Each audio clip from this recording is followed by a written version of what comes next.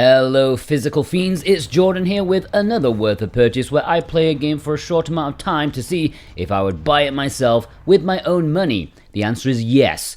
Today I'm looking at Broken Sword: Shadow of the Templars Reforged. It's out digitally already, but this is physical paradise and I only care about physical releases, and Reforged is getting a physical release, the details of which I will talk about soon. It's a little bit complicated, so make sure you check out the full details later. But if you want to order it and support me at the same time, check the purchase links in the description, and I thank you kindly. But what is it? Well, Reforged is a faithful remake of the point-and-click classic adventure game. I think this was many people's gateway into the genre, especially if you were a console gamer back on the PS1. It was my first point-and-click adventure game, and to be honest, I love the genre, but only one other game series has come even within a mile of being as good as this. Speaking of which, when are we going to get those Monkey Island remasters on the Nintendo Switch? Tangent aside, this is a great game. I plan on making a whole retrospective video about the Broken Sword series in the future on my other channel, A Bit More Jordan, so I'm going to save most of my gushing for that, but Broken Sword, especially the first game, gets the balance perfectly for a point-and-click adventure game. You've got great, memorable characters, you've got a serious story, but mixed in with some dry, slightly surreal humor. And despite George being an American, he's been written by a Brit, so it is an unholy union that works better than Bam Margera's marriage. You've got a globe-spanning adventure with clever puzzles that are rarely brutally difficult, nor painfully easy. Okay, the goat puzzle is hard if you don't know what you're doing, but it's so simple that it'll make you want to suffocate yourself with a pillow because you didn't try the actual solution. And that's fine. It looks gorgeous, got some incredibly dodgy accents that I wouldn't change for the world, and it's all around the best point-and-click game ever made. Debate that in the comments if you want. This remake is, I want to say, the third time they've remade this damn game. Firstly, they demaked it for the Game Boy Advance, which was always a strange choice, but a triumph, I guess. Then they remade it for mobile phones and the Wii, which was critically lauded at the time, mainly for its perfect use of the control schemes and supposed improvements over the original. But pretty much like 99% of Broken Sword fans, after a pretty short time, including myself actually, realized that was a pretty bad remake. Yeah, it added things, but adding things had some physics-related quandary where they actually took away from the game in terms of quality. Again, I'm going to go into this in way more detail about how and why when I do a retrospective because it's tangential to this video, but you can trust me, okay? The most recent remake had its heart in the right place, but it was ill-advised. Finally, getting to the point that I want to make and want to celebrate is that this brand new remake has forgotten like 90% of the previous remake. The majority of the additions, including new puzzles and story elements and plots, have been ejected, and thank God. This is a far more pure and faithful remake to the original. Now, it still does include hints if you want them, and I try not to be like Mr. Elite Gatekeeper, I really don't, but come on. Have some willpower and don't use them. You will feel so much better using your brain. I promise you. The game's puzzles are really not that difficult. Very few will leave you completely stumped. A lot of the assists are on by default though. I turn them all off instantaneously, and at the beginning you're asked if you want story mode or the classic mode. Choose classic, guys, okay? Just choose it. But aside from that, it's just the original, but mostly better. Not completely, but near enough that it's definitely the one you want to purchase if you have a choice between different versions.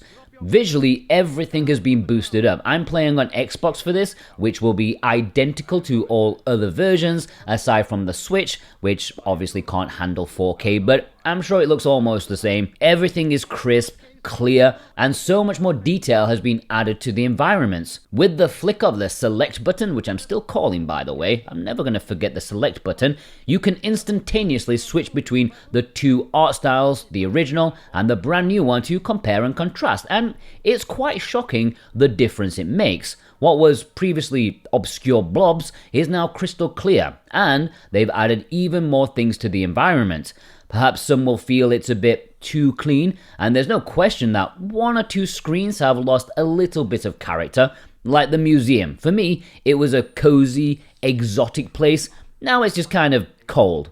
It's definitely lost a little bit of something, but it's a minor complaint. And the fact that you can switch to the old art anyways means that even if you don't like the new one, you can just stick to the good old days. For me, what makes this version unquestionably the one to go for is the audio. Firstly, it's far more balanced. The random musical flourishes no longer drown out the dialogue. And, oh my god, the voices, despite being the original recordings, are now crystal clear and almost of equal quality and sound levels. I know people hate AI, me too, I don't like it, but having it literally fix the audio in this means it's done some good work in the world. If the robots take over in 20 years, you can't say it was all bad. Because in the original, the voice acting was all over the place. Like, the audio quality often didn't match between characters in the same conversation.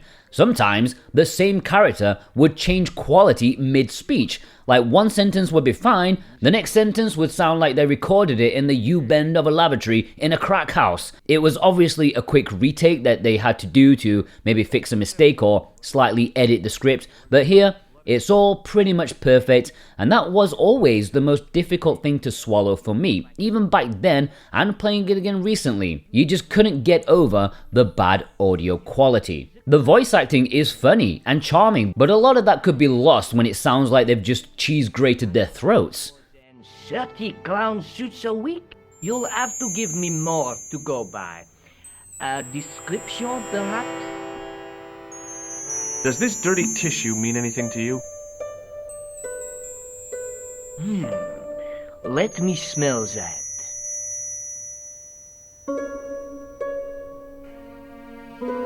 Bestheimer's number 7 white pancake. Theatrical grease paint, right? For me, this is a winner. I'm hesitant to say that since I was pretty positive about the last remake until a few years later when it dawned on me actually, no, that wasn't very good actually, was it? But I think my opinion on this will hold strong, I hope. Physically, it is getting a retail release in both North America and Europe. I made a whole video dedicated to explaining all the various editions available. I'll go through it slightly quicker now, but if you want everything, just watch that video. Let's start with Europe, okay? It's getting a retail release in a standard edition there on Switch, PlayStation 5, and Xbox. There was a deluxe edition that was exclusive to Red Art Games' website. It was the same price as the standard edition, but came with a cover sleeve with the iconic and 100% much better artwork than the standard edition. It also had a keychain and a soundtrack CD, absolutely great value. Unfortunately, only 500 copies were promised of each, and despite not being sent out until later on, they have sold out like very fast. And I think they really underestimated the demand, and I am acquainted with the publisher Red Art Games, and I did ask them to reconsider the numbers. Maybe they could, do more, like push it up to 1,000, which I think a great game like this deserves. They replied saying nothing planned right now, but maybe give them a very polite nudge on social media if you want to, because personally I think the normal cover art is crap. Gotta be honest, it's tacky, and I want the classic artwork. That's my childhood right there, baby. Anyways, I will make a video if they do up the numbers to let you guys know, so make sure you subscribe not to miss that. If it ever happens, it's very theoretical. But if you want to purchase from redartgames.com, with the links down below in the description, you can also get 10% off with the code SWATCH10. Not sure why you'd want to though, because they only have the standard edition, which will be at retail and probably have cheaper shipping compared to coming from France, which is their website. But, it's there if you need it, and I appreciate the support. Now, North America also have the standard edition for Switch and PlayStation 5. But if you want the Xbox edition, you'll have to get it from redartgames.com and get the European version. There is no North American Xbox physical. However, exclusive to Video Games Plus, with the links I put in the description, they have a special edition for Switch and PlayStation 5, again, each of which is limited to just 500 copies, and they do still have stock of that at the time of writing this. Although, to be honest, it isn't that special, at least compared to the European Deluxe Edition. It's still the same price as the standard, but now comes with just the keychain, which looks awesome, by the way, but I just kind of wish it had that cover sleeve and that soundtrack. Never mind. If you want to purchase either of the North American versions, please consider using the links below for VGP. They're a great company, and any purchase made helps support me greatly. They have free worldwide shipping if you purchase anything over 80 Canadian dollars, which is only about 60 American dollars, not very much, and I really do thank you from the bottom of my heart. Like, you're keeping the physical dream alive by supporting the channel. And it's also worth noting that they will be carrying some European Xbox versions as well, so if you're in North America and you want a more accessible way to get that, I've popped links down below for that as well. I should also point out that there is, or was, a collector's edition of this, but it was exclusive to Kickstarter, which helped fund the project, and I don't believe it's available to purchase anymore. However, looking at it, it was cool, but nothing overly essential in my opinion. I just want that deluxe version from Europe. That's all I need. But, if you're a hardcore collector, it's something you may want to look into, for the future.